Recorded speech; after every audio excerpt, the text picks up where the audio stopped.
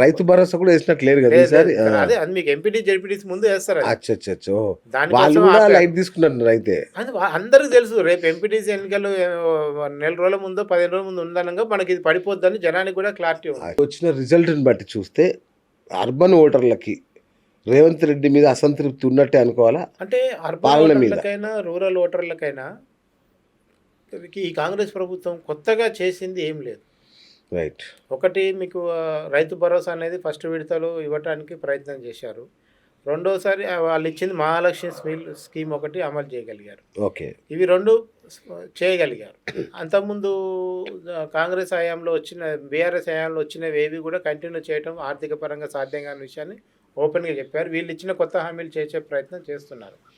So urban ఓటర్లలో ఎక్కువగా ఏముంటుందంటే వానికి వీధి దీపాల సమస్య ఉంటుంది, వాని డ్రైనేజ్ సమస్య ఉంటుంది, వాని ఇంటి దగ్గర దోమల సమస్య ఉంటుంది. కానీ రాష్ట్రాన్ని శాసించే ఎజెండా ఏమి ఉండదు ఈ ఎన్నికలల్లో. ఓకే. సో అందుకనే రేవంత్ రెడ్డి వచ్చి కౌన్సిలర్ చేయాల్సిన పనులు ఏం చేయడు కనుక మనకు ఎదురుగా కనపడే క్యాండిడేట్ వీడు ఎంతవరకు మనకు మంచోడు, వీడు నాకు అందుబాటులో ఉంటాడా, నాకు ఒక రేషన్ కార్డు సమస్య వచ్చింది, రేవంత్ రెడ్డి తీర్చలేడు కదా. రేవంత్ రెడ్డి నాకు ఇమీడియట్ కనిపెట్టాడు కౌన్సిలర్ నాకు రేపు రేషన్ కార్డు సమస్య వచ్చింది, లేదు నా స్థలం ఎవడో ఆక్రమించిండు, నా ఇంటి మీదకి ఎవడో వచ్చిండు, నా పిల్లగానికి ఏదో చిన్న స్కాలర్షిప్ కావాలి, ఇవన్నీ ఎవడు ముఖ్యమంత్రి అన్ని చేయడు కదా. అంతే కదా. సో అందుకనే వీళ్ళు ఏం చేస్తారంటే బాగా క్యాండిడేచర్ అవైలబిలిటీ, క్యాండిడేచర్ యొక్క ఇంటిగ్రిటీ, వాళ్ళ నిజాయితీ, వాడు ఒక దగ్గర 4 పైసలు సంపాదించుకొచ్చినా మళ్ళీ జనానికి పెడుతుండా లేదా, ఇట్లాంటి అన్ని చూసి వేస్తారు కనుక ఇది రేవంత్ రెడ్డి మీద నమ్మకం కింద చూడటానికి లేదు. మనం కాంగ్రెస్ పార్టీ మీద కొంచెం నమ్మకం అంటే నమ్మొచ్చు.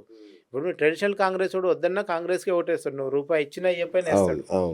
ఇక్కడ ఏంటంటే క్యాండిడేట్లే చాలా ఇంపార్టెంట్. సర్పంచ్ అయినా మున్సిపాలిటీ అయినా అక్కడ వార్డులో అవైలబిలిటీ ఉన్నోనికే ఓటేస్తారు. బయట నుంచి వచ్చి అడావుడి చేసినోడు ఎవడు గెలవలేడు.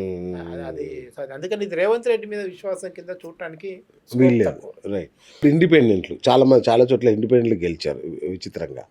మరి ఇప్పుడున్న నేపథ్యంలో ఏర్పడిన ప్రాంతాల్లో ముఖ్యంగా ఇండిపెండెంట్లు బీఆర్ఎస్ వైపు మొగ్గు చూపుతారా, కాంగ్రెస్ వైపు మొగ్గు చూపుతారా? ఎవరికి అవకాశం ఉంటే వాళ్ళ వైపు పోతారు అంతే.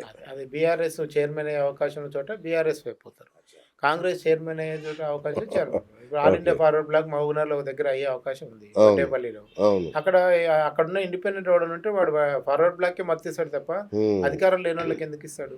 సో అందుకనే ఇప్పుడు మెజారిటీలో కాంగ్రెస్ కి ఈ అధికారం ఎక్స్ అఫీషియో ఓటు కూడా ఉంటుంది కనుక ఖచ్చితంగా కాంగ్రెస్ వైపుకే ఈ అంగుల్లో ఉన్నవి మెజారిటీగా కాంగ్రెస్ పోవటానికి ఉంటాయి, బీఆర్ఎస్ కి రావడానికి ఛాన్సెస్ తక్కువ ఉంటుంది. ఇండిపెండెంట్లు ఏం చూసుకుంటారు, ఇప్పుడు పెట్టిన ఖర్చులు ఎవడిస్తాడు? పోనీ బీఆర్ఎస్కి వైపోదాం అనుకో, బీఆర్ఎస్ మేయర్ చైర్మన్ కాలేదనుకో, పోయి మాత్రం ఏం లాభం? రేపు 4 పనులు కాంట్రాక్టర్ రోడ్డు ఆ బిల్లో ఈ బిల్లో రావాలంటే అధికార పార్టీతోనే ఉండాలి. సో వీళ్ళు ఇప్పుడు మినిమం 50 లక్షలు ఖర్చు పెట్టారు, కనీసం ఆ ఖర్చుల మందమని ఇచ్చేటోడు చూసుకుంటారు కదా. చాలా సింపుల్ లాజిక్. సో ఇక ఇప్పుడు ఈ ఫలితాల తర్వాత బీఆర్ఎస్ వర్సెస్ కాంగ్రెస్ ఉండబోతున్నట్టేగా ఇప్పటి నుంచి అయితే అదే కనపడుతుంది. కాకపోతే మీకు ఎంపీటీసీ జెడ్పీటీసీలో కూడా నాకు తెలిసి కాంగ్రెస్ వర్సెస్ బీఆర్ఎస్ జరుగుతుంది. ఒక్క జిహెచ్ఎంసీలో మాత్రం ట్రయాంగిల్ పోటీ ఉంటుంది. ఓకే. నాకు తెలిసి అక్కడ కూడా అది బీజేపీ 3వ స్థానానికి పరిమితం అవుద్దేమో. ఎందుకు అంటే కాంగ్రెస్ అధికారంలో ఉంది, బీఆర్ఎస్కు అవకాశం ఉంది, అంటే వాళ్ళ పట్టుంది దాని మీద. మరి ఏం చేస్తే బీజేపీ ఆధిక్యంలో బీజేపీ యొక్క వ్యూహం ఎట్లుంటది అనేది కూడా మనం ఆలోచించాలి కదా. బీఆర్ఎస్ కి ఎంత ఎమ్మెల్యేల పట్టున్నా అది మళ్ళీ ఇక్కడికి వచ్చేసరికి ఓటు కింద మారుతా లేదా నెక్స్ట్ ఎలక్షన్. ఇప్పుడు ఎమ్మెల్యే ఎలక్షన్ వేరు, ఇది వేరు. సో ఇక్కడ ఉండే క్యాండిడేట్ కూడా డిపెండ్ అయి ఉంటాడు మళ్ళీ. నెక్స్ట్ ఇప్పుడు వీళ్ళు కూడా ఏమనుకుంటారు, కార్పొరేషన్ మేయర్ అయ్యే అవకాశం ఉంటే అధికార పార్టీ వైపు ఉందాము, జనం ఓటేద్దాం. ఇప్పటి నుంచి మళ్ళీ 5 ఏళ్ళు ఉండాలి కదా మేయర్ అంటాడు. సో మళ్ళీ అభివృద్ధి కంటిన్యూ కావాలంటే అధికార పార్టీ అనే ఫార్ములా కనుక పనిచేస్తే ఇక్కడ కూడా బీఆర్ఎస్ కూడా మళ్ళీ 2nd, 3rd ప్లేస్లలోనే కొట్లాడుతుంది. సో అందుకనే బీజేపీ యొక్క ప్రామినెన్స్ కొన్ని డివిజన్లలో, ఒక 100 డివిజన్లలో గట్టిగా ఉంటుంది, అందులో డౌట్ లేదు. ఫైనల్గా ఈ ఎన్నికల ఫలితాలు వచ్చే అసెంబ్లీ ఎన్నికల ఫలితాల మీద ఎంత ప్రభావం చూపిస్తాయి? ఖచ్చితంగా ఈ ఫలితాలు బేరీజ్ వేసుకోవడానికి ఉపయోగపడతాయి. రెండోది రేవంత్ రెడ్డి కలిసి వచ్చే అంశం ఏంటంటే వరుసగా ఏదో రకంగా ప్రజలని పార్టీలని ఎంగేజ్ చేస్తూ వస్తుండు. ప్రజా వ్యతిరేకత అంశాల మీద దృష్టి పెట్టకుండా ఇప్పుడు మొన్న 15 రోజుల నుంచి ఏం జరుగుతుంది చెప్పండి, ఎవడు గెలవాలి ఎవడు ఓడిపోవాలి, కానీ మధ్యలో ఎన్ని ప్రజా సమస్యలు పక్కన పోయినాయి. నైని కోల్కా విషయం కాంచి ప్రజలకు ఉపయోగపడే అనేక సింగరేణికి సంబంధించిన అంశాలు ఇవన్నీ కూడా సింపుల్గా సైడ్ లైన్ అయిపోయినాయి.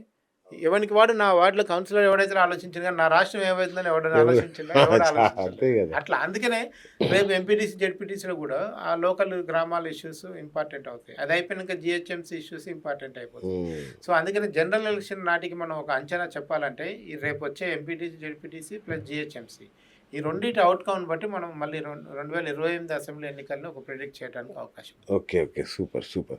సో ఈ తిట్ల పురాణం చూస్తుంటే ఏమనిపిస్తుంది, ఎట్లా దీన్ని అంటే మనం కంట్రోల్ చేయలేమా, అంటే ఐ మీన్ అట్లా అదే సక్సెస్ ఫార్ములా అనుకుంటున్నారా ఏంటి? అంటే ప్రతి ఒక్కరికి ఒక గెస్చర్ ఉంటుంది. మీకు ఇవాళ కేసీఆర్ గారు మీటింగ్ పెడుతుంటే తెలంగాణ కంటే ఆంధ్రప్రదేశ్ ప్రజలు టీవీలు పెట్టుకొని కూర్చునేవాళ్ళు. ఉద్యమకాలం నుంచి మొదలు పెట్టిన ముఖ్యమంత్రి అయినాక కూడా. ఈవెందో కరోనా వస్తే జగన్ స్పీచ్ని ఎవరు చూడలే, కేసీఆర్ స్పీచ్ని అందరు చూసారు. ఆంధ్ర సంగతి చెప్తారు. అంటే ఒక వాయిస్ వెళ్ళి అది ప్రజలకి ఎలా రీచ్ అవుతుంది అనే విషయంలో కేసీఆర్ చెప్పినంత ప్రభావంగా మిగతా 2 రాష్ట్రాల్లో కూడా ఎవరు చెప్పలేని పరిస్థితి ఉంది. సో అందుకనే అందులో కొన్ని తిట్లు కేసీఆర్ ప్రజలకు అలవాటు చేసిండు, కేసీఆర్ రాజకీయ పార్టీలకు తిట్లు నేర్పిండని కూడా ప్రతిపక్షాలు గతంలో ఆరోపించింది. అయితే రేవంత్ రెడ్డి గారి దగ్గర మీరు చూడండి, చంద్రబాబు గారు కూడా ఒకటే విషయాన్ని 100 సార్లు చెప్తాడు ఒకటే మీటింగ్. ఆయన దగ్గర వేరే గ్లామర్ లేదు. ఆయన సినిమా హీరో కాదు. ఆయన రేవంత్ రెడ్డి లాగా యంగ్ టర్క్ ఫుట్బాల్ ఆడాడు, ఆయన క్రికెట్ ఆడాడు. ఏం చేయాలి చంద్రబాబు? ప్రజా సమస్యల మీద మాట్లాడి అవతలని మైండ్లో ముద్రేస్తాడు. సో అట్లాగే ఇక్కడ కూడా రేవంత్ రెడ్డికి ఉన్న ఆప్షన్ ఏంటంటే ప్రజల నుండి బీఆర్ఎస్ అనే దాన్ని చెదరగొట్టాలంటే బీఆర్ఎస్ మాట్లాడిన దానికంటే 2 ముక్కలు ఎక్కువే మాట్లాడాల్సిన పరిస్థితికి రేవంత్ రెడ్డి గారు మారిపోయారు. పైగా కొన్ని సామెతలు చెప్పగలగటం, కొన్ని లోకల్ ఇష్యూస్ చెప్పగలగటం, ఆయనకు కొన్ని బలహీనతలు లేకపోవటం, కూడా ఆయనకు బలమే. అంతేగా 100%.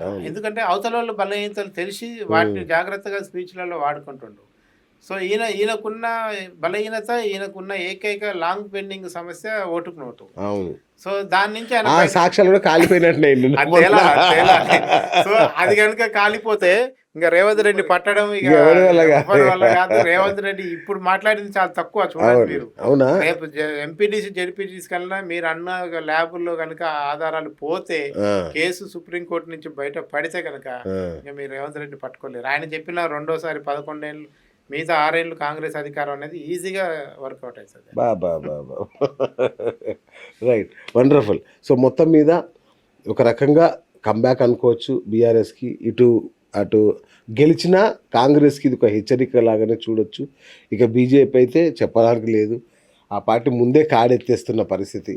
వాళ్ళ అధ్యక్షుడు కావచ్చు, వాళ్ళ పోరాటం మనం చూసాం. వాళ్ళు ఒక ముఖ్య నేత ఉన్నాడు, ఆయన అయితే ఎలక్షన్స్ వచ్చాయి కదా ఒక ఇంటర్వ్యూ చేయొచ్చు కదా అంటే నాకు ఎలక్షన్ మీదనే ఇంట్రెస్ట్ లేదని చెప్పాడు ఆయన. అట్లాంటి సిచ్యువేషన్లో ఆ పార్టీ ఉంది సార్. అది ఎట్లా కోలుకుంటుందని చూస్తే, బట్ ఒకటైతే వాస్తవం, ఇక్కడ నుంచి పోరాటం నెక్స్ట్ లెవెల్లో ఉంటుంది. బీఆర్ఎస్కి వర్సెస్ కాంగ్రెస్ అనేది మాత్రం అర్థమవుతుంది. రైట్, థ్యాంక్ యూ అన్నగారు, థ్యాంక్ యూ సో మచ్.